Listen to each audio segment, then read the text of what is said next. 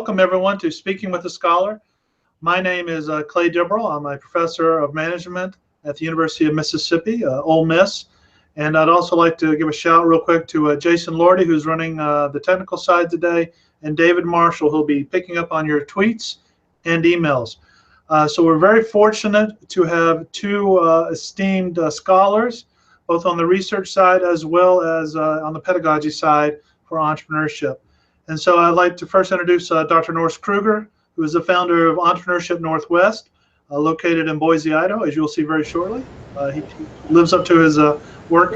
He is an expert in how to nurture entrepreneurial thinking, especially expert entrepreneurial thinking. His work has ranged from public policy analysis, cutting-edge research to designing entrepreneurial education and training programs that have won multiple national best practice awards. He also has a wide range of consulting and high-tech entrepreneurial experience. He's a representative at large for the AOM Entrepreneurship Division also, and received his PhD from Ohio State University. Dr. Krueger has published a lot in JBV and Entrepreneurship Theory and Practice, and has been really well cited. To learn more about Norris, which I'm sure we all want to do, look at his LinkedIn page for that.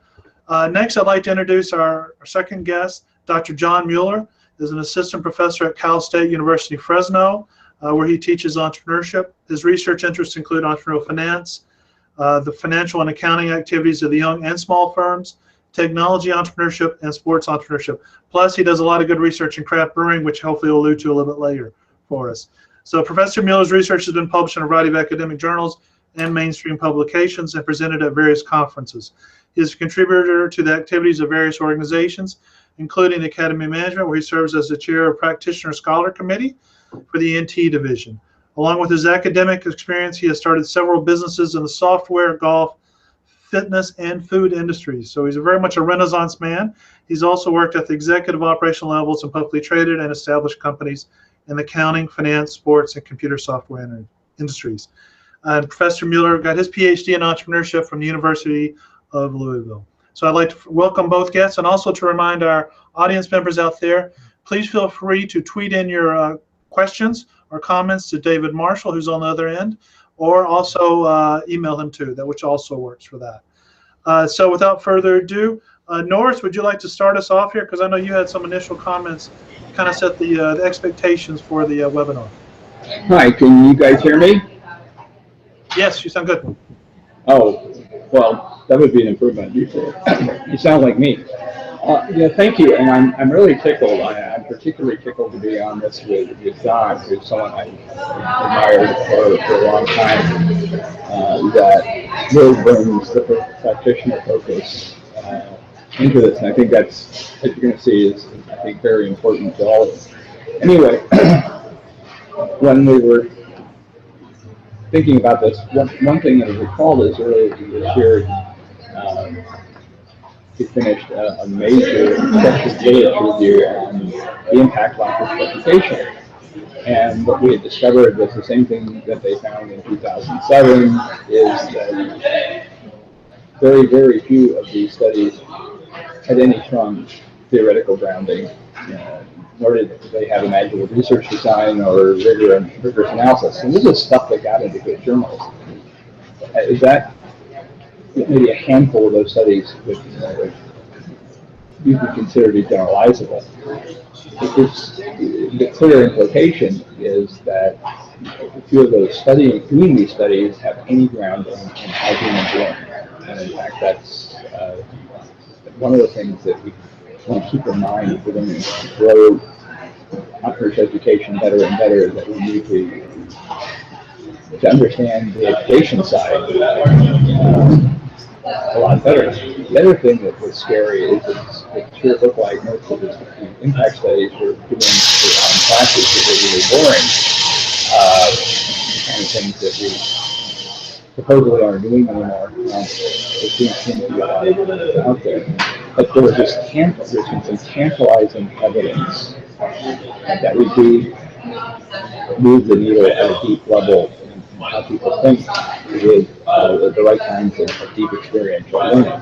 Now, to do deep experiential learning also requires a lot of expertise. I think if we're going to talk about the entrepreneur mindset and claim we're teaching them the mindset rather than teaching stuff, that we don't even know what the mindset is, let alone how do you change it at a transformative level. And the good news is that we do know a lot about it. And Hey, Norris, real quick. It's getting tough to hear you. Sorry to interrupt, but can you kind of say that again? okay, I'll move the mic a little closer. But fundamentally, I think entrepreneurship educators and entrepreneurship scholars have, I think, a golden opportunity to really take a leap forward if we're willing to dive deeply into understanding how humans learn and how we facilitate that. And I will have some outrageous comments on that later, but there are a couple of takeaways that I think I will harp on in this hour is how do we, if you want to do entrepreneurship education, it's important to make it not only, student-centric, but student-centric on steroids. How do we build an intensive co-immersion with our local entrepreneurial communities, and how do we assess whether we're actually moving the needle or not? I think that's important. There are other issues that surround that as John's on this webinar, I'm particularly excited to talk about those points. And I want to also thank all the people who have sent in rude and/or insightful questions on Twitter and email. So I'm so happy to be here because the opportunity is here. Okay, great, Norris. Thank you very much. So just to kind of reiterate, one of the things that Norris was highlighting, in case you couldn't hear it through the background noise, it's the fact of moving the needle and the ability to look at the different entrepreneurial teaching methods and see whether or not we're actually making an impact. Now moving over to John. John, what would you like to, your initial statement per se? Well, initial statement would be that talking about where Norris is located in Boise, and actually at a co-working space. So co-working spaces are a new thing over the last 10 years, and so you're seeing a lot of activity in those places. One of the negatives is you do have a lot of noise that goes around that. So that's what we're hearing in the background with Norris when he's speaking. So he's actually immersed, or ex-immersed, as I like to say, into the environment by being at a co-working space, as opposed to being in a stale office or by yourself in a cubicle. So I applaud you on that, Norris. It is difficult to hear, so I'll hopefully can add to what you said, Norris, and if not, feel free to add to that piece. One of the things that I want to start with, Norris, is actually Norris and Clay and everyone else on here, is the reason why people get into academia. As the chair of the Practitioner Scholar Committee over the next couple of years, what we're tasked with within the Entrepreneurship Division is helping people actually move between the practitioner world as well as the scholarly academic world. And so by doing that, it's sometimes easy for people and sometimes difficult, and it's a different path for different people. So I kind of explained my path, and that's just one piece, and then people can ask questions based upon that. I actually did not go straight through in academia. I wanted to balance the classroom and out of classroom activities. I believe there's value in both out of classroom and in classroom. So it all depends on how fast you want to learn, what items you want to learn, and what bullet points there. And so my teaching kind of goes into that aspect of things, to where I watch what the students are doing. Certain students are there to get those bullet points. Certain students are there to actually, saying, okay, what are specific ways to start a business? What's a better way to do it? I've done it before. I want to try a different way. So you have to be very flexible, is what I'm finding out in this line of work for the entrepreneurship field. Okay, excellent. Thank you, John. And so you mentioned flexibility and adaptability, because one of the things that kept popping up, and we got some questions here, and we'll go from Nigel Adams in the UK. And it kind of gets at that flexibility and adaptability that we teach, at least in terms of hopefully what we're teaching. And that's basically, how can we increase and improve the number of university venture creation programs and help to make a greater impact upon our students.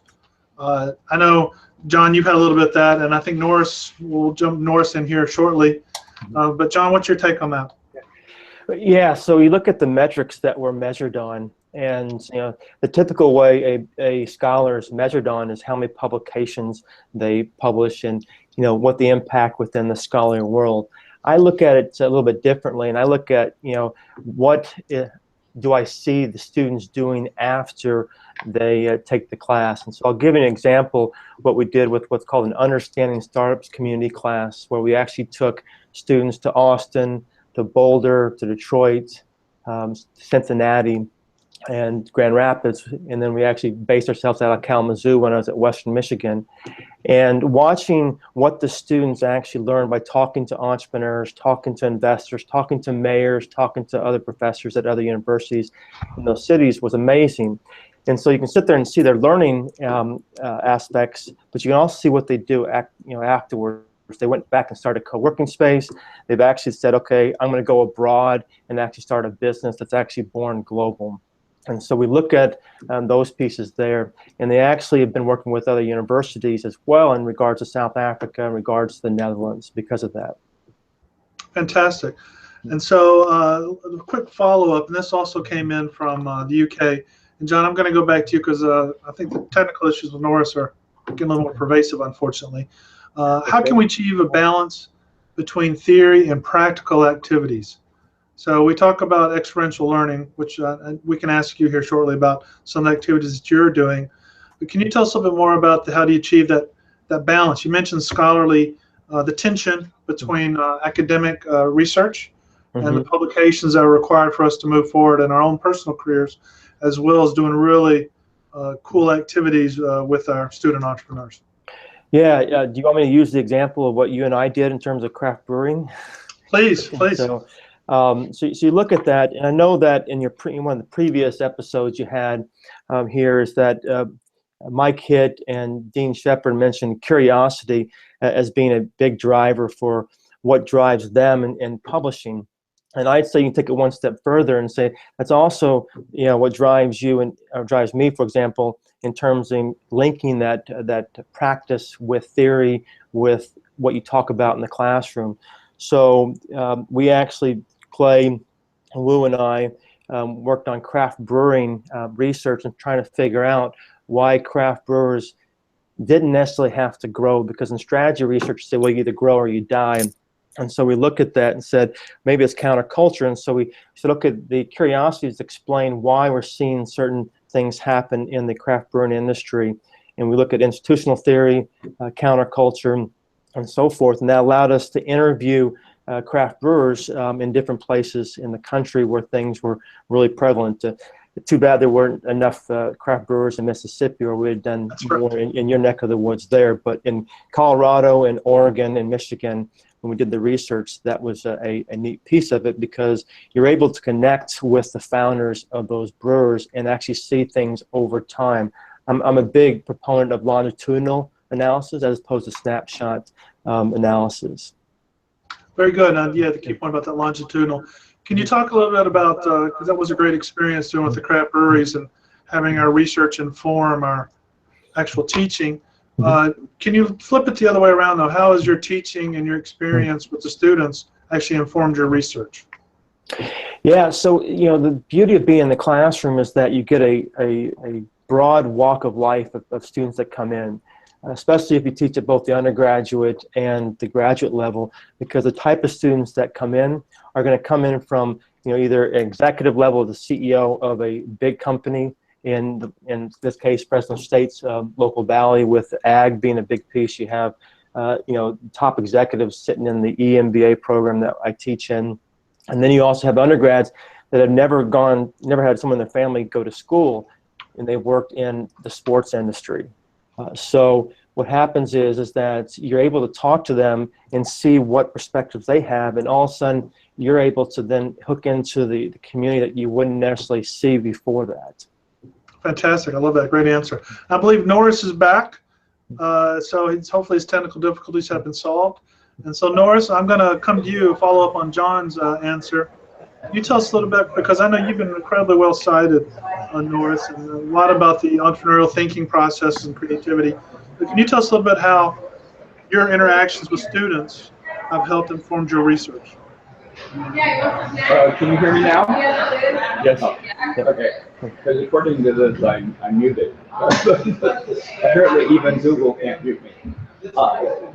One of the things that the students, it sounds like the students get you into places that you didn't even think about finding interesting. But I think there's a deeper, obviously some sort of deeper issues and interesting stuff you can do around.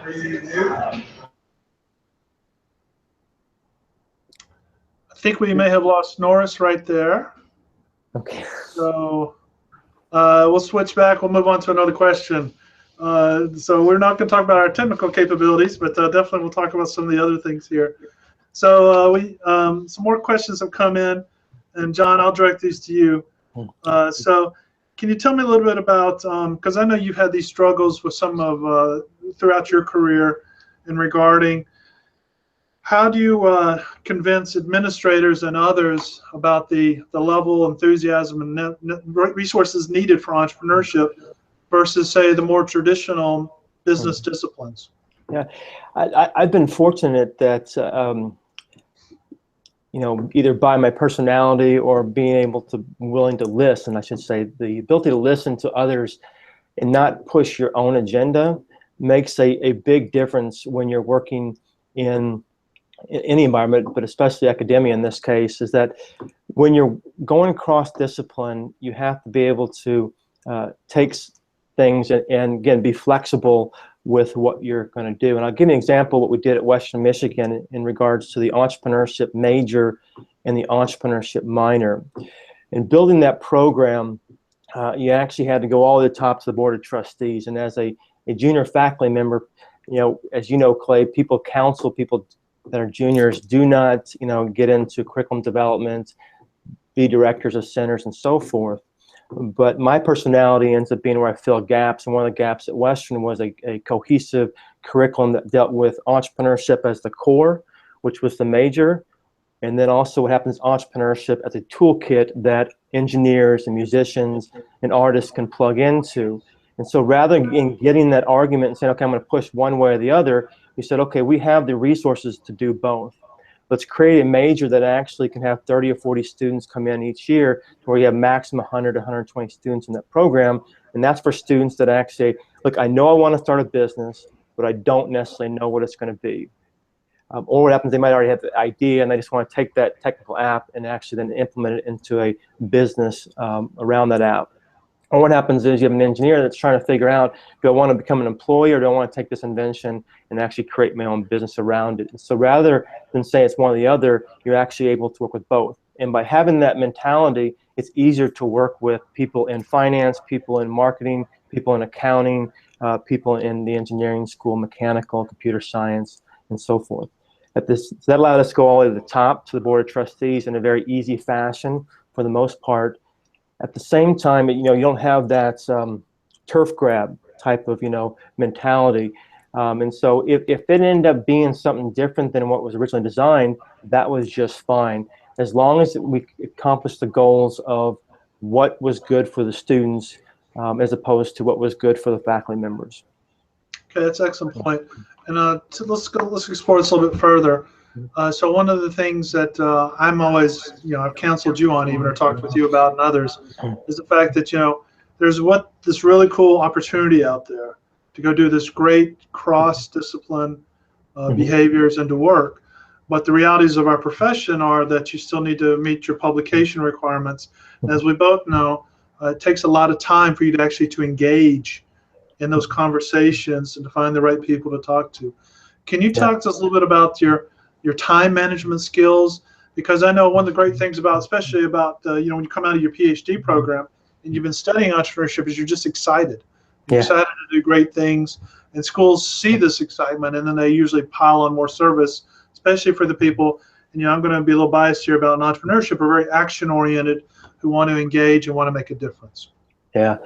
I'm not sure if I'm the right person to answer that because I end up taking on a lot of work, but that's because, it's exciting to me. And it goes back to that curiosity piece. And so, if I'm curious about, learning how to code in JavaScript or Python or C++, you'd see me at these meetups in the local community. And so that's just, it excites me in going forward. And so I'm working on a case study that deals with 3 different case studies. And we go cross-disciplines. We have fashion design, we have construction management, and then we have computer science. And then mine is actually, the case that I wrote for that was a engineering / computer science piece there. And the way that came about was because we have what's called the Coleman Fellows program that actually funded faculty members across the university to implement entrepreneurial type of topics in their classroom. And so those faculty members said, hey, we have the same interest. We have these students that are interested in making a business around fashion design, construction management, and so forth. Let's just work together at the faculty level as well as the teaching level. Fantastic, great. I'll add one more thing there, Clay, too, is I actually help get involved with things like Startup Grind, which is actually a fireside chat that has nothing to do with the university, but it has everything to do with the community and the students. And so if my goal was only to get tenure, you probably wouldn't, you wouldn't see me do that. But my goal is to get engaged with the community and learn as much as possible. Okay, very good, very good. Yeah, and I think from my side perspective, since the vote on tenure packets and stuff like that, the research obviously still matters, but also I think a lot of it depends on the individual, what excites them. So I'll give a shout out to my colleague, Dr. Rich Gentry here. He's able to, he just got an AMJ and SMJ recently, but he's also very actively engaged because he's passionate about it, to your point there. Yeah. And that's one of the things I love about working with Entrepreneurship Factor, because we seem more engaged and passionate in general for that. Real quick, Clay, and if we're seeing opportunities, and that's one of the things we teach. Opportunity discovery, recognition, and creation. If you take that mindset and put it into any environment, you're going to figure out ways to find out a research question that's of interest to you. Right, which will then drive the other things that we talked about and blend that in with theory for that. Yeah. Okay, very good. In your case, you look at the wine business, right? In the family business. Yeah. The wine business and family industries and blending those together. I should say family businesses for that. Yeah. So one of the questions I have for you, and you alluded to this already.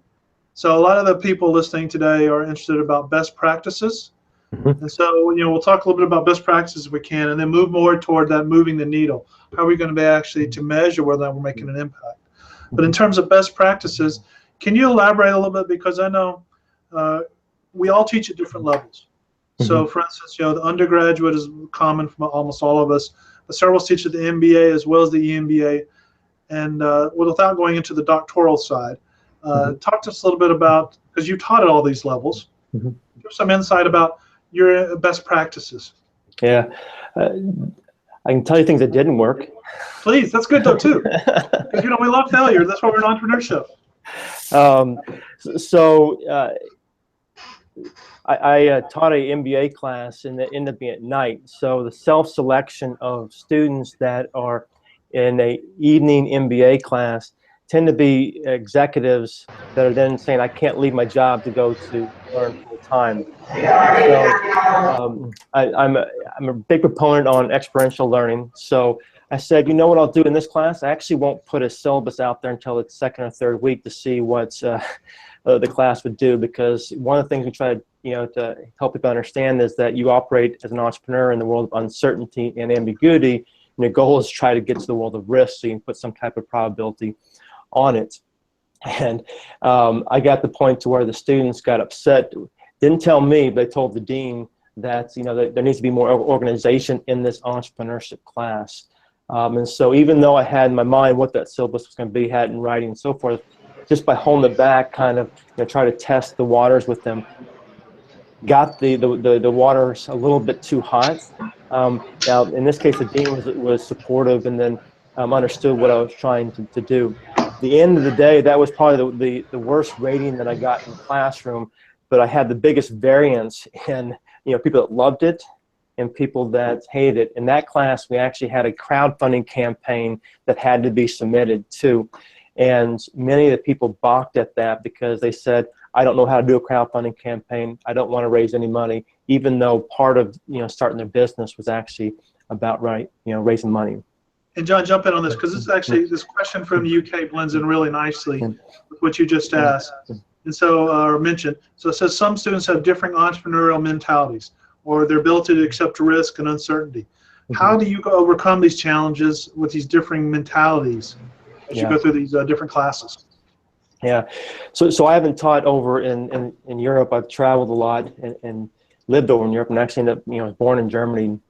But in terms of what I can comment on that, and hopefully Norris will be able to chime in on this since he's done the European side of things, is that when I look at students that come from either Europe or from the Middle East, Africa, or in example, India, for example, they want to get everything exactly right. And so in a case of point that I had 2 students this last week join the MBA class 2 weeks into it. And so they were 2 weeks behind, and they wanted to get everything that they missed, up to date. And I just said, just do it. And so we went back and forth.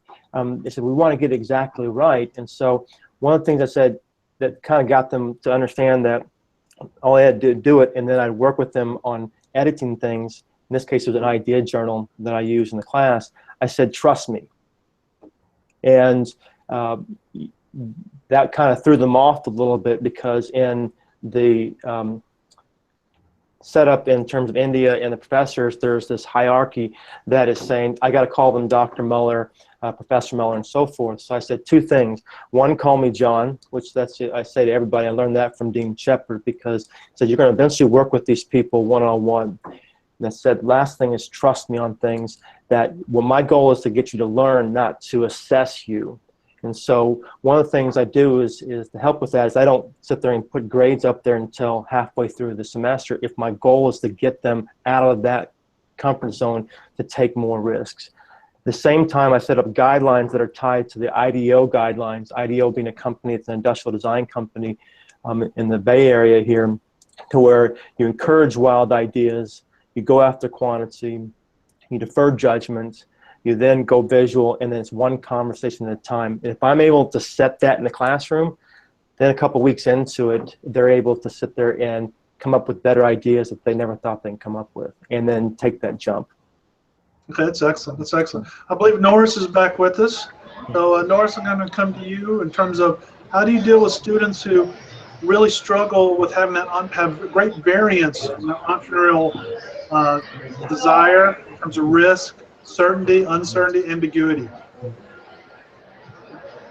I think that you go into any setting that if you don't have a lot of that variety, that would be very strange. So I guess I've never thought of it as a huge issue. I think it's something that becomes a great topic for the conversation.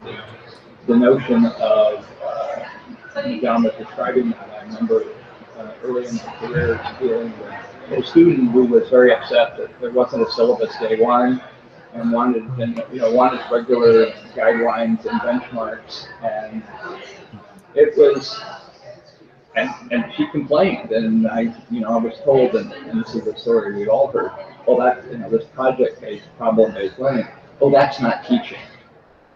And the famous sort of brouhaha that I got into a year and a half ago.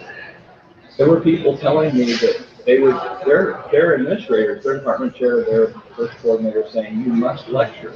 Your classes must be lectures. They're not supposed to be projects. And I didn't really believe it at the time, but I heard enough of it that made me pretty concerned. I think that for me, the way to deal with the differences and it's also the differences in expectations is by doing team projects. I learned that teaching about team building was important. Teaching a little bit about project management was important. And they would tend to sort themselves out. They would either team up with people like themselves, or they would try to diversify their team. And I think usually in project-based learning, some of them projects with a team of entrepreneurs, some of them working with new technologies out of the national laboratory, and then we're at development projects, and people that set up in teams on that basis. But I think that the other thing that struck me in what John was saying is that this is, in a lot of areas, this is exactly how people learn. If you're learning to be a kindergarten teacher, there's a vast amount of uncertainty, and working your way through it and reinventing your own mental models I think is an integral part of the process. And it's actually kind of unnerving to watch. It's more unnerving for them, but this sort of constructivistic approach to education is, I can't imagine teaching any other way.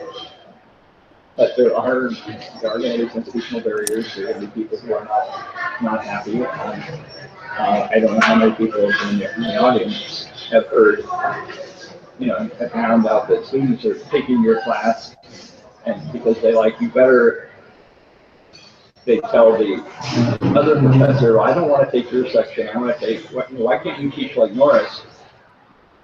This is not really healthy for one's career. There's some good ones in the background. And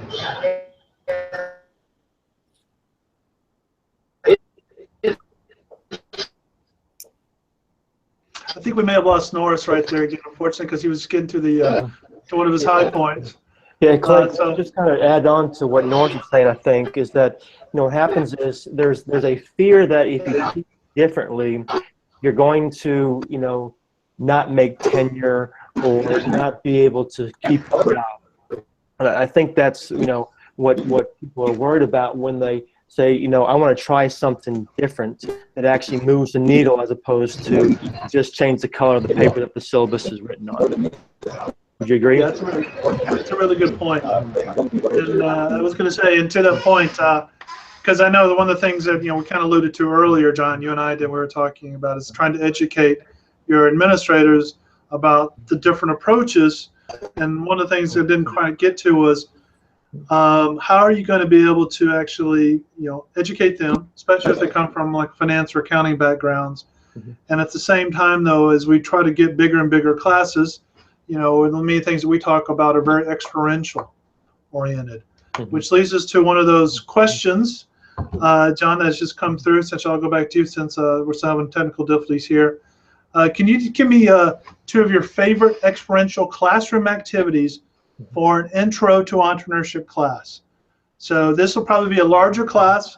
Yep. So let's say about, 70 students to much larger. What gets them excited?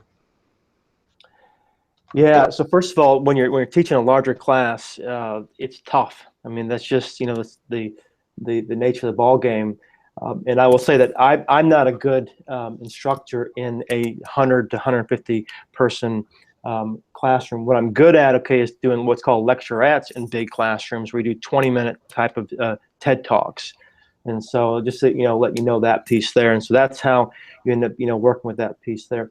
One of the things you can step into is, first of all, let me give a shout out to a couple of places to where you have resources, Clay, for this. One is Don Winkle, who actually runs an experiential journal for entrepreneurship education. And he has actually, in the authors of the journal articles, have great exercises to follow. So what I'm going to say is, in addition to what Dawn is doing, as well as Diane Kander, who wrote the All-In Startup book, and so she has a instructor's guide on different things so we can actually build on exercises. And then the USASB group actually has a website to where they have exercises listed there. For me, I am heavily on helping people pitch their ideas and talk succinctly about the important parts of the business. And so I actually have them, basically pitch one another about the idea so they can get comfortable in doing that across the way. It sounds easy, but you can watch how the first time you do it, they kind of go, uh-oh, I'm, got to talk about my idea. Someone's going to steal it, or they're going to think I'm embarrassed about it, and so forth. And so that's just something very basic you can do in the intro class there. In terms of creativity in the classroom, I have them, basically do something like a Disney illustrator does or engineer does, who actually says pick 3 things that are totally different from one another, and then give that piece of paper to someone else, and they have to craft a story around those ideas. And that goes back to being able to tell a story with things that seem totally, unrelated. And so those are very basic things to do on it in the classroom, and a very easy to do to get people to understand opportunity discovery and telling a story and talking succinctly about the important parts of your business. Very cool. I like that a lot, especially the unrelated, then passing it on to someone else.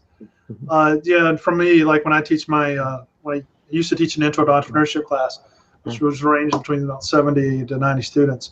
And so one of the things we do would be something similar to what you just talked about. We do a lot with literally, I say, okay, think of a problem. It's opportunity recognition. So give me a problem that you see every day that you're willing to pay for a solution. So then they'd write it down, and then they'd pass it over to their partner, whoever it's going to be right there. And then the partner would provide more feedback or something. And then then they try to build something together, so like that, and see which one's the best one. And then I just have them come pitch it real quick. Yeah. So the key thing is to get, the adrenaline rush pumping, but also thinking, as you said, about entrepreneurship, which is a big time different approach there. Yeah. So if you look at that from real quick, to add to what you're saying, Clay, is that Diane talks about if the person doesn't have butterflies in their stomach, they're not getting out of their comfort zone and learning.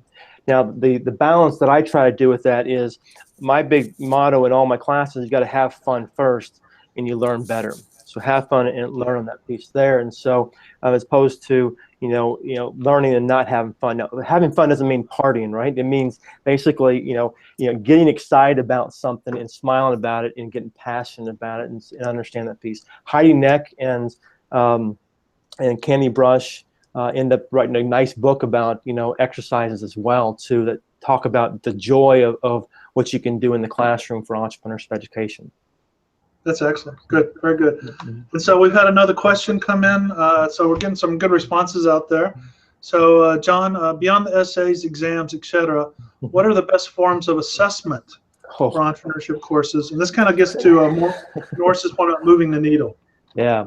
So let me turn the question back around to you, Clay. And again, I'm better at discussing things as opposed to having one dialogue. Why do we have to have exams? Why do we have to have assessment? What is the driving point behind that? And so why do we have to sit there and say A, B, C, or D?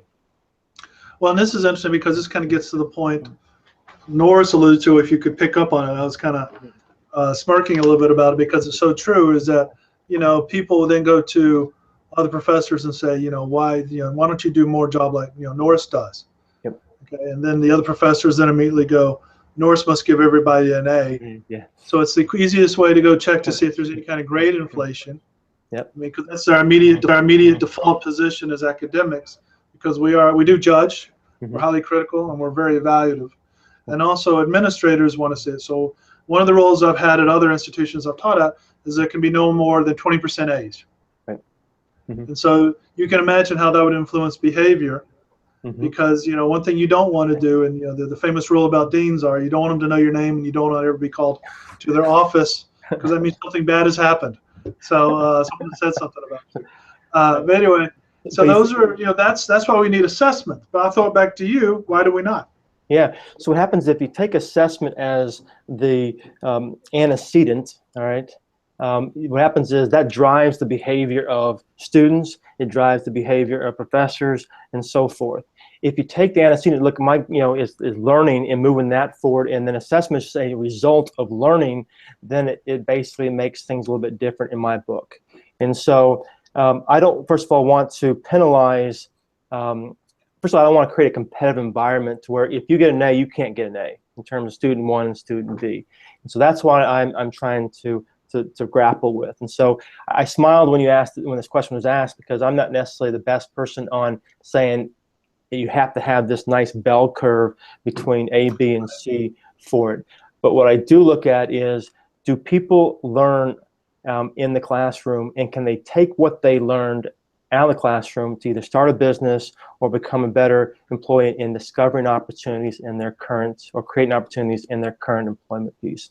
Now, I know I'm skirting the question there, Clay, but I haven't found a good answer for that yet, except to spend a lot of time with the students and understanding, are they learning or not? And so what I try to do is have the market tell me if it's actually a good idea or a bad idea. And so I try to emulate that piece in the classroom. Yeah, and I'll give a shout out. Speaking of giving shout outs, I'll give a shout out to Jeff Archer, who's up in Vancouver. Yep. So Royal Roads, I believe. So one of the things, he came up with something called an online venture challenge, and that's what I do for my MBA students. Yep. So to your point about the market deciding and helping to assess how they grade, you know, basically they have a certain set of metrics that I give them that they then initially have to go start a business. Yeah. So they have to go start a business, that they raise money or sell product, that they then give all the proceeds to the income, net income, over to the group that is the sponsor, or the non-NGO out there. And their grade is based upon, you know, how many clicks they have and things of that nature. Right. But with that said, though, I think it's still not good. It's still not great measurement. Yeah, it's definitely a tough question to answer. I have what's called Chipaths in one of my classes, to where, you know, if they can go through the process of filling out the lean canvas, going through 3 rounds of customer discovery, building 3 iterations of their MVP and so forth, and then pitching and having a pitch deck and so forth. And those are all pass-fail pieces. Or they can sit there and say, I can go and generate that revenue that you're talking about, Clay. I can then go out and raise external funding through a crowdfunding campaign, or through angel investments or venture capital if you're that far along with your business. And so what I found out is having that option in the class, either going through the motions or on a pass-fail basis, or having the market decide, allows the student to decide, do they want to be judged by the market, or they want to be judged by going through just the motions and getting, you know, a typical grade from a professor. Yeah, and to be honest with you, I do the 2 tracks too, because I let them do a traditional business plan if they don't want to do the other. But, you know, because that's another strategy to deal with people who are not interested in entrepreneurship.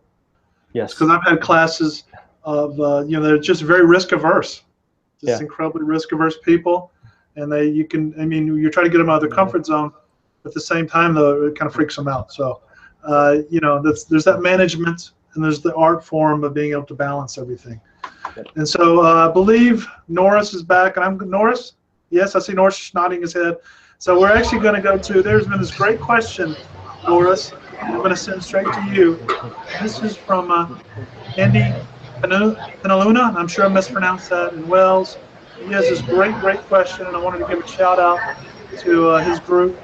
And so basically, he says there's a distinctive difference between European thinking and U.S. or North American thinking in terms of mindset development. In the UK higher education system, this is expressed as enterprise education, i.e. creative thinking, opportunity recognition, and making things happen, and entrepreneurship education, helping the idea makers and problem solvers to set up and run businesses. So are these distinctions made in the US, and how do they or not feel about assessing student performance? For example, innovation surprises you and cannot be predicted ahead of time. Hence, it does not match tests, nor exams, nor multiple choice, unfortunately.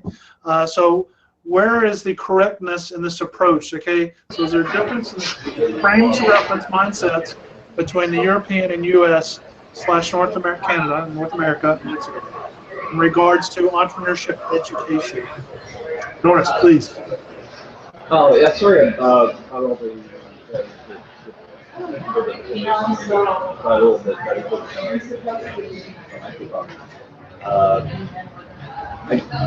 Andy and I had this discussion. Andy is a great entrepreneur educator and thought leader in youth and beyond. Well, to the UK. Anyway, but there's this a division that people see, and I think that we see it here, is this sort of notion of regenerating enterprise culture, trying to get out to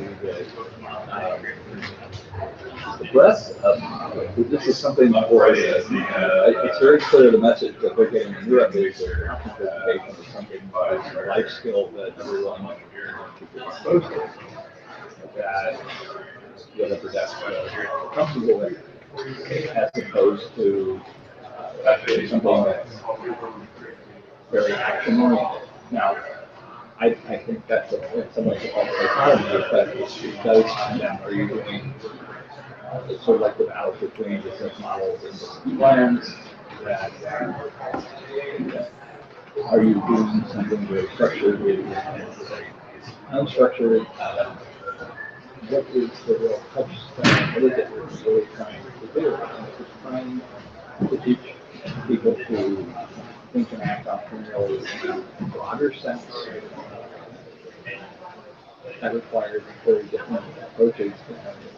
And I know you want is this something that's for everybody, or is this for a very select few? That obviously, if you have content for a very select few, you can do pretty well. Text editing, combinator. I think part of the issue is just simply getting down to deciding what is the media is about making money, about starting a business, not necessarily. It's about Congress is struggling because they're most serious.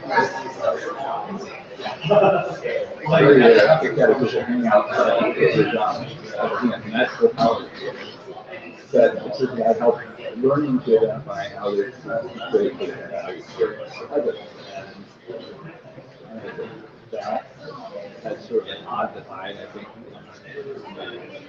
maybe I would repeat that. What I've seen in practice is some stuff that works. It's student-centric, beautiful. It is co-immersed, eximmersed in business community. And the best programs tend to look like they're being run by people who are after the I'm not sure if it's but I do think they have different behaviors